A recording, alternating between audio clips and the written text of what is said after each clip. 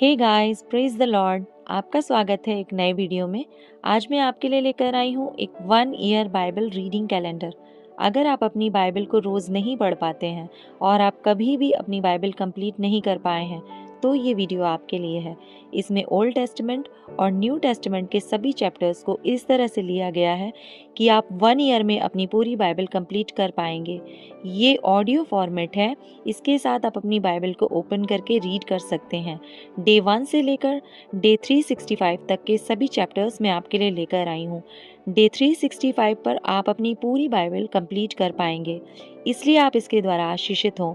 और अगर आपको ये वीडियो पसंद आती है तो आप अपने फैमिली और फ्रेंड्स से शेयर करें, और अगर आप चाहें तो आप सब्सक्राइब, लाइक और कमेंट भी कर सकते हैं। So praise the Lord, shalom to everyone. Let's get started. Day 55, chapter number 11, इज़राइलियों का कुड़कुड़ाना और इसका दंड भोगना। फिर वे लोग बुड़बुड़ाने और यहोवा के सुनते बुरा कहने लगे। अतः यहोवा ने सुना और उसका कोप भड़क उठा, और यहोवा की आग उनके मध्य में जल उठी और छावनी के एक किनारे से भस्म करने लगी। तब लोग मूसा के पास आकर चिल्लाए, और मूसा ने यहोवा से प्रार्थना की। तब वह आग बुझ गई और उस स्थान का नाम तबेरा पड़ा, क्योंकि यहोवा की आग उनमें जल उठी थी। मूसा द्वारा 70 अगुओं का चुनाव। फिर जो मिली जुली भीड़ उनके साथ थी वह कामुकता करने लगी, और इज़राइली भी फिर रोने और कहने लगे, हमें मांस खाने को कौन देगा? हमें वे मछलियाँ स्मरण हैं जो हम मिस्र में सेंत में खाया करते थे, और वे खीरे और खरबूजे और गंदने और प्याज और लहसुन भी। परंतु अब हमारा जी घबरा गया है, यहाँ पर इस मन्ना को छोड़ और कुछ भी देख नहीं पड़ता। मन्ना तो धनिये के समान था और उसका रंग रूप मोती का सा था। लोग इधर उधर जाकर उसे बटोरते और चक्की में पीसते या ओखली में कूटते थे, फिर तसले में पकाते और उसके फुलके बनाते थे, और उसका स्वाद तेल में बने हुए पुए के समान था। और रात को जब छावनी में ओस पड़ती थी तब उसके साथ मन्ना भी गिरता था। और मूसा ने सब घरानों के आदमियों को अपने अपने डेरे के द्वार पर रोते सुना, और यहोवा का कोप अत्यंत भड़का और मूसा को भी बुरा मालूम हुआ। तब मूसा ने यहोवा से कहा, तू अपने दास से यह बुरा व्यवहार क्यों करता है? और क्या कारण है कि मैंने तेरी दृष्टि में अनुग्रह नहीं पाया कि तूने इन सब लोगों का भार मुझ पर डाला है? क्या ये सब लोग मेरी ही कोख में पड़े थे? क्या मैं ही ने उनको उत्पन्न किया, जो तू मुझसे कहता है कि जैसे पिता दूध पीते बालक को अपनी गोद में उठाए उठाए फिरता है, वैसे ही मैं इन लोगों को अपनी गोद में उठाकर उस देश में ले जाऊं जिसके देने की शपथ तूने उनके पूर्वजों से खाई है। मुझे इतना मांस कहाँ से मिले कि इन सब लोगों को दूं? ये कह कह कर मेरे पास रो रहे हैं कि तू हमें मांस खाने को दे। मैं अकेला इन सब लोगों का भार नहीं संभाल सकता, क्योंकि यह मेरी शक्ति के बाहर है।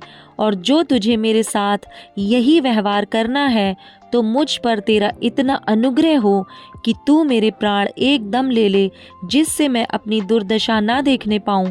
यहोवा ने मूसा से कहा, इज़राइली पुरनियों में से 70 ऐसे पुरुष मेरे पास इकट्ठे कर, जिनको तू जानता है कि वे प्रजा के पुरनिये और उनके सरदार हैं, और मिलाप वाले तंबू के पास ले आ कि वे तेरे साथ यहाँ खड़े हों।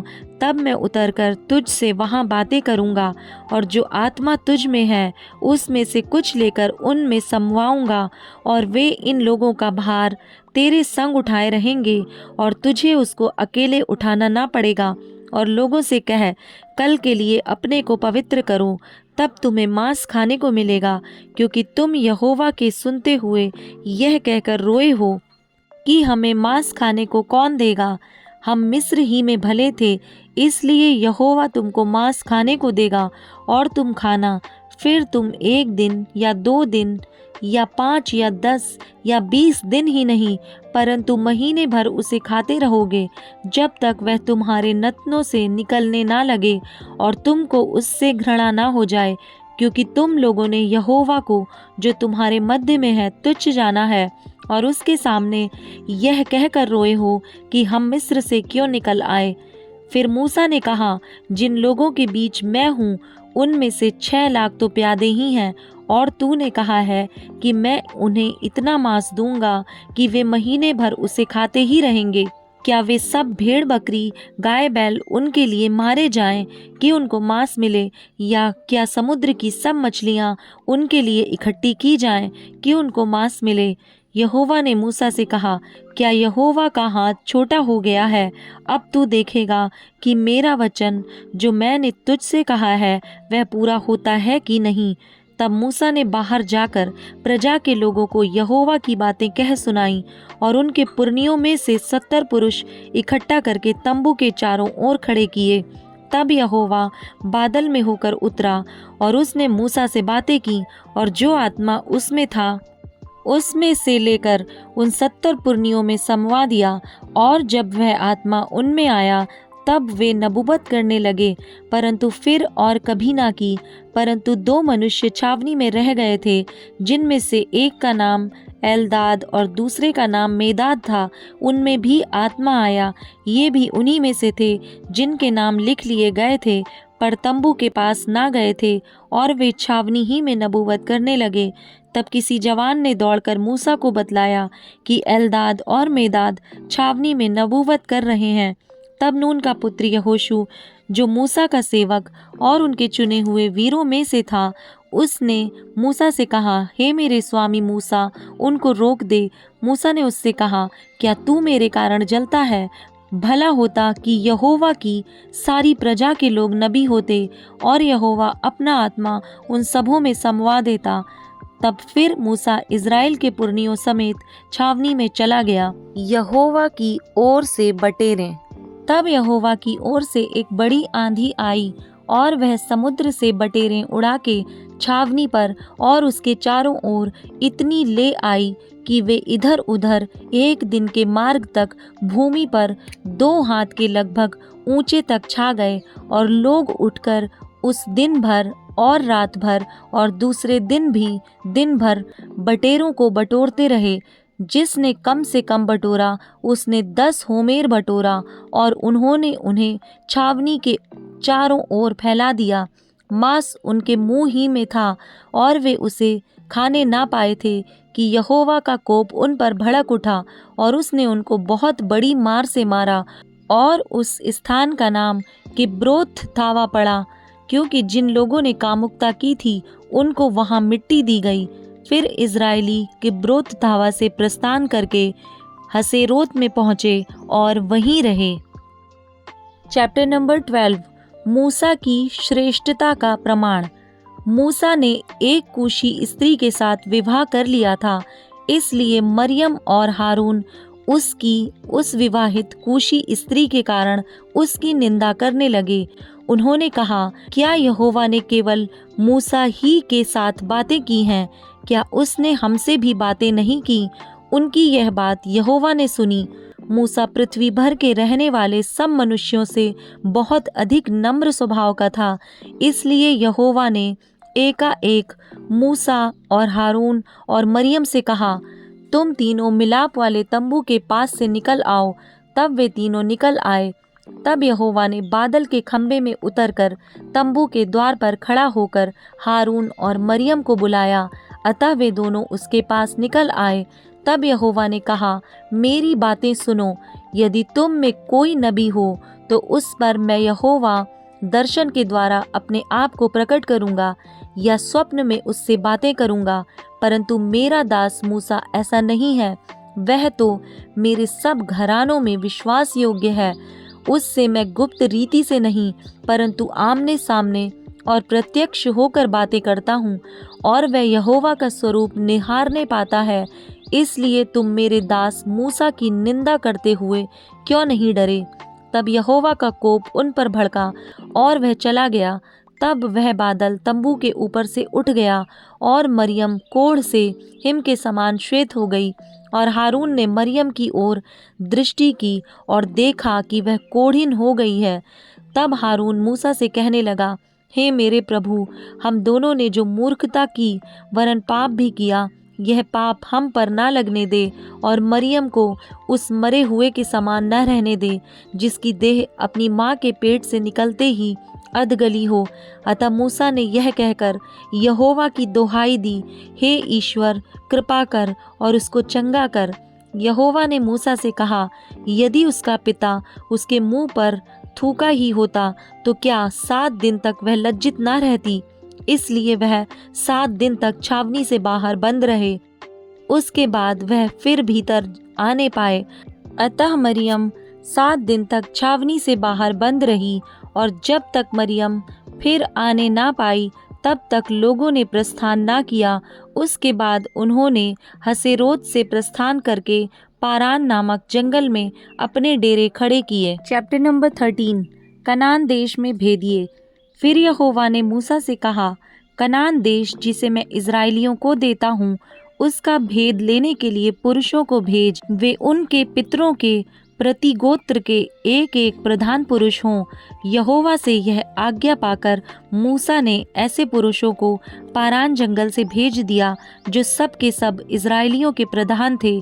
उनके नाम ये हैं, रोबेन के गोत्र में से जकूर का पुत्र शम्मू, शिमोन के गोत्र में से होरी का पुत्र शापात, यहूदा के गोत्र में से यपुन्ने का पुत्र कालेब, इस्साकार के गोत्र में से योसेफ का पुत्र यिगाल, एप्रैम के गोत्र में से नून का पुत्र होशे, बिन्यामीन के गोत्र में से रापू का पुत्र पलती, जबुलून के गोत्र में से सोदी का पुत्र गद्दिएल, यूसुफ वंशियों में मनश्शे के गोत्र में से सूसी का पुत्र गद्दी, दान के गोत्र में से गमलल्ली का पुत्र अमीएल, आशेर के गोत्र में से मीकाएल का पुत्र सतूर, नप्ताली के गोत्र में से बोपसी का पुत्र नहूबी, गाद के गोत्र में से माकी का पुत्र गुएल।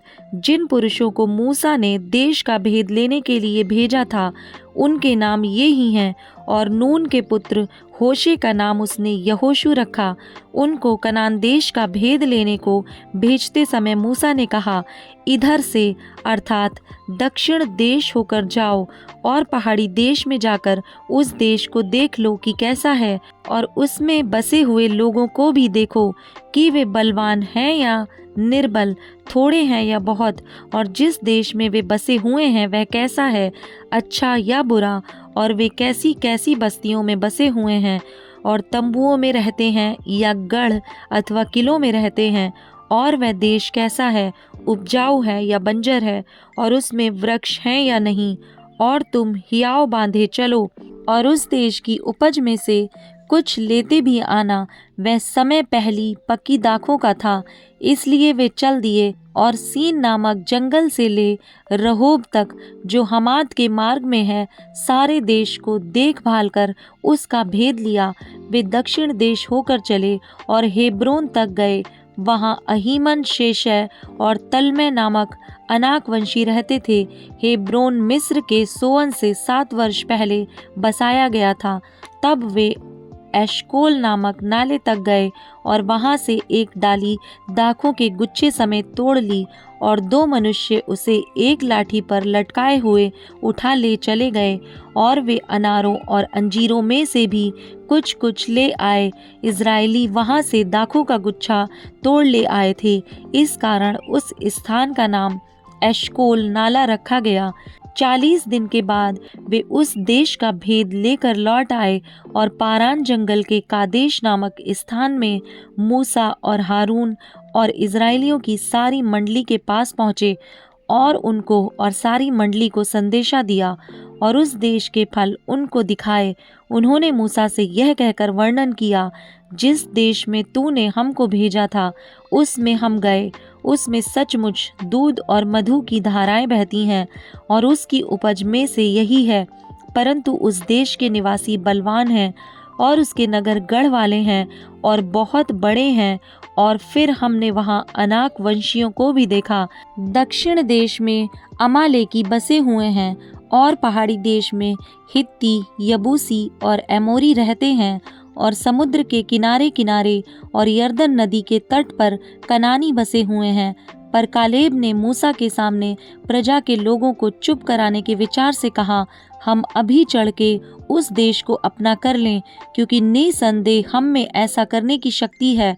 पर जो पुरुष उसके संग गए थे, उन्होंने कहा, उन लोगों पर चढ़ने की शक्ति हम में नहीं है, क्योंकि वे हमसे बलवान हैं। और उन्होंने इज़राइलियों के सामने उस देश की जिसका भेद उन्होंने लिया था, यह कहकर निंदा भी की, वह देश जिसका भेद लेने को हम गए थे ऐसा है जो अपने निवासियों को निगल जाता है। और जितने पुरुष हमने उसमें देखे वे सब के सब बड़े डील डॉल के हैं। फिर हमने वहाँ नपीलों को अर्थात नपीली जाति वाले अनाक वंशियों को देखा, और हम अपनी दृष्टि में उनके सामने टिड्डे के समान दिखाई पड़ते थे, और ऐसे ही उनकी दृष्टि में मालूम पड़ते थे। Mark chapter 5 verse number 21 to 43। यायर की मृत पुत्री और एक रोगी स्त्री। जब यीशु फिर नाव से पार गया तो एक बड़ी भीड़ उसके पास इकट्ठी हो गई। वह झील के किनारे ही था कि यायर नामक आराधनालय के सरदारों में से एक आया और उसे देखकर उसके पांवों पर गिरा और यह कहकर उससे बहुत विनती की, मेरी छोटी बेटी मरने पर है, तू आकर उस पर हाथ रख कि वह चंगी होकर जीवित रहे। तब वह उसके साथ चला और बड़ी भीड़ उसके पीछे हो ली, यहाँ तक कि लोग उस पर गिरे पड़ते थे। एक स्त्री थी जिसको 12 वर्ष से लहू बहने का रोग था। उसने बहुत वैद्यों से बड़ा दुख उठाया और अपना सब माल व्यय करने पर भी उसे कुछ लाभ ना हुआ था, परंतु और भी रोगी हो गई थी। वह यीशु की चर्चा सुनकर भीड़ में उसके पीछे से आई और उसके वस्त्र को छू लिया, क्योंकि वह कहती थी, यदि मैं उसके वस्त्र ही को छू लूंगी तो चंगी हो जाऊंगी। और तुरंत उसका लहू बहना बंद हो गया और उसने अपनी देह में जान लिया कि मैं उस बीमारी से अच्छी हो गई हूँ। यीशु ने तुरंत अपने में जान लिया कि मुझ में से सामर्थ निकली है, और भीड़ में पीछे फिर कर पूछा, मेरा वस्त्र किसने छुआ? उसके चेलों ने उससे कहा, तू देखता है कि भीड़ तुझ पर गिरी पड़ती है और तू कहता है कि किसने मुझे छुआ? तब उसने उसे देखने के लिए जिसने यह काम किया था चारों ओर दृष्टि की। तब वह स्त्री यह जानकर कि मेरी कैसी भलाई हुई है, डरती और कांपती हुई आई और उसके पांवों पर गिरकर उससे सब हाल सच सच कह दिया। उसने उससे कहा, पुत्री, तेरे विश्वास ने तुझे चंगा किया है, कुशल से जा और अपनी इस बीमारी से बची रह। वह यह कह ही रहा था कि आराधनालय के सरदार के घर से लोगों ने आकर कहा, तेरी बेटी तो मर गई, अब गुरु को क्यों दुख देता है? जो बात वे कह रहे थे उसको यीशु ने अनसुनी करके आराधनालय के सरदार से कहा, मत डर, केवल विश्वास रख। और उसने पतरस और याकूब के भाई यूहन्ना को छोड़ अन्य किसी को अपने साथ आने ना दिया। आराधनालय के सरदार के घर में पहुंचकर उसने लोगों को बहुत रोते और चिल्लाते देखा। तब उसने भीतर जाकर उनसे कहा, तुम क्यों हल्ला मचाते और रोते हो? लड़की मरी नहीं, परंतु सो रही है। वे उसकी हंसी करने लगे, परंतु उसने सबको निकालकर लड़की के माता पिता और अपने साथियों के साथ भीतर जहाँ लड़की पड़ी थी गया और लड़की का हाथ पकड़कर उससे कहा, तलीता कूमी, जिसका अर्थ है, लड़की, मैं तुझसे कहता हूँ, उठ। और लड़की तुरंत उठकर चलने फिरने लगी, क्योंकि वह 12 वर्ष की थी। इस पर लोग बहुत चकित हो गए। फिर उसने उन्हें चिताकर आज्ञा दी कि यह बात कोई जानने ना पाए, और कहा, इसे कुछ खाने को दो।